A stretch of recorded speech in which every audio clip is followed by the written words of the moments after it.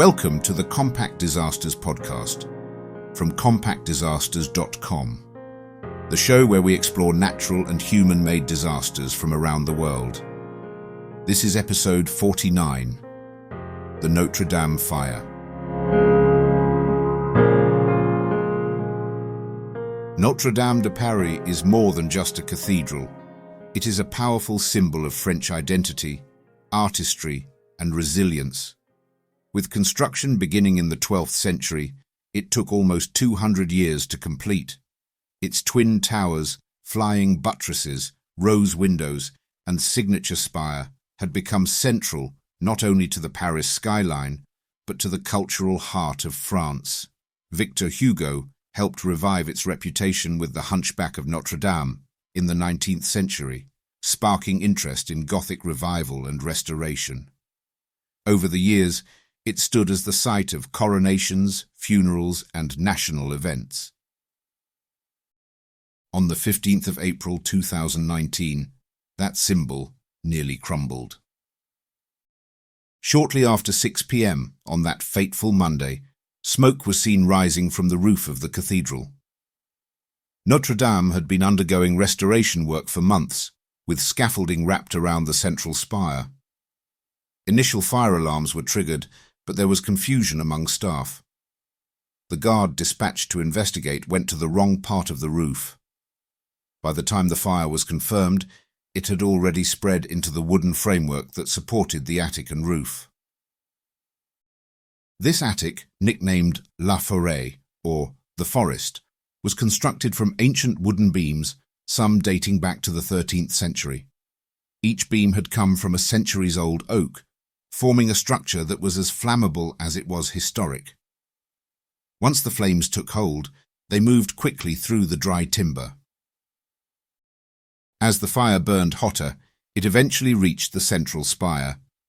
At 7:50 p.m., the iconic 93-metre spire collapsed, falling dramatically into the nave below. For many Parisians watching live on television or from the riverbanks, that moment marked the true heartbreak, a falling star of French history, crashing in front of the world's eyes. Firefighters from across Paris rushed to the scene. Over 400 emergency workers fought the blaze for more than 12 hours. They faced impossible decisions: how to douse the flames without destroying fragile stonework, how to reach high areas without toppling scaffolding, and how to avoid flooding priceless artifacts. Aerial water drops were ruled out because the weight of that much water could have collapsed the roof entirely and damaged the walls. Instead, firefighters pumped water from the Seine and focused their efforts on saving the two bell towers. Had the fire spread to the North Tower, the entire structure could have come down. Inside, cathedral staff and emergency responders worked to remove holy relics and irreplaceable art. The crown of thorns, believed by many to be worn by Jesus at his crucifixion, was carried out by hand. Vestments, manuscripts, and statuary were rescued in human chains. Thanks to quick thinking and brave actions, much of the cathedral's contents survived. Despite these efforts, the damage was severe. The entire wooden roof structure was destroyed. The spire, a 19th century replacement for the 13th century original, designed by Eugène Viollet-le-Duc, was completely lost. Large sections of the vaulted ceiling collapsed where the spire fell. The heat melted the lead that coated the roof and spire, releasing toxic particles into the air and across Paris. Scaffolding around the spire melted and warped, complicating recovery. Rain in the days following the fire threatened to soak the exposed interior. Temporary covers were placed to protect what remained. Charred timbers, melted metal, and dust now coated a building that had withstood centuries of war, revolution, and time. Still, there were miracles. The rose windows, masterpieces of medieval stained glass, remained intact. The grand organ, with over 8,000 pipes, was spared from direct fire, but suffered dust damage. The towers stood firm. The gargoyles, guardians of centuries past, watched it all unfold, and somehow endured. Within days, President Emmanuel Macron stood before the charred cathedral and pledged, "We will rebuild." The goal was ambitious, to complete restoration within 5 years. Pledges of support poured in. Billionaires donated millions. People who had less to spare sent what they could. Over €800 million was raised in just a few days. Reconstruction, however, would not be simple. Every beam had to be studied, every wall checked for stress. Architects, historians, and engineers debated how to restore what had been lost. Should the spire be rebuilt exactly as it was, or modernized?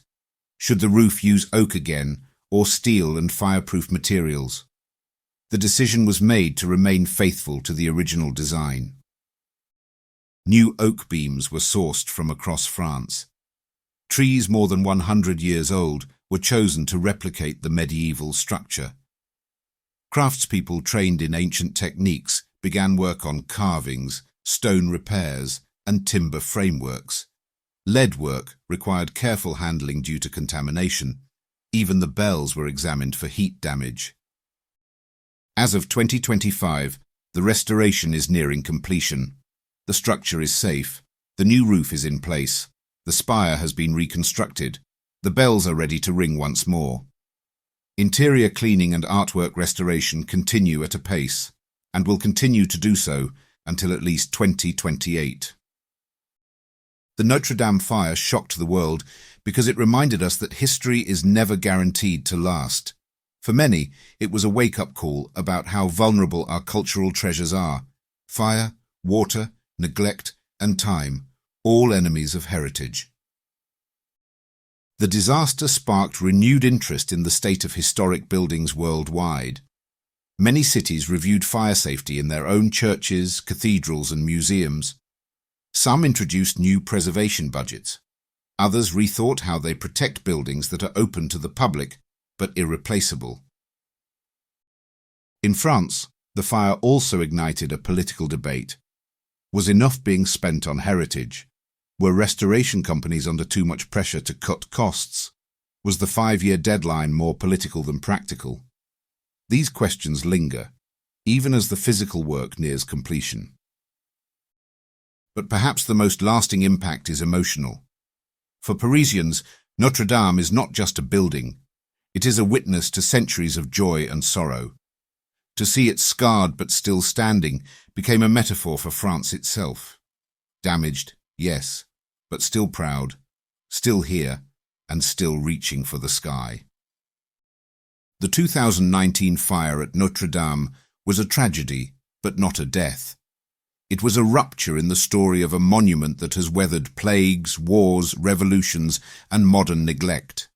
And like all great stories, it now has a new chapter. The flames that night licked the heavens, but they did not consume Notre-Dame's soul. Instead, they lit a fire in the hearts of a nation, a fire not of destruction, but of restoration. Notre-Dame reopened to the public in December 2024. Its roof rebuilt, its spire restored, and its stained glass windows glimmering in the renewed light. Visitors now wander the nave as light filters through the rose windows onto polished stone, and the towers stand whole again. The cathedral, marked by fire yet reborn, remains a place not only of stone and art, but of people, a monument shared by all.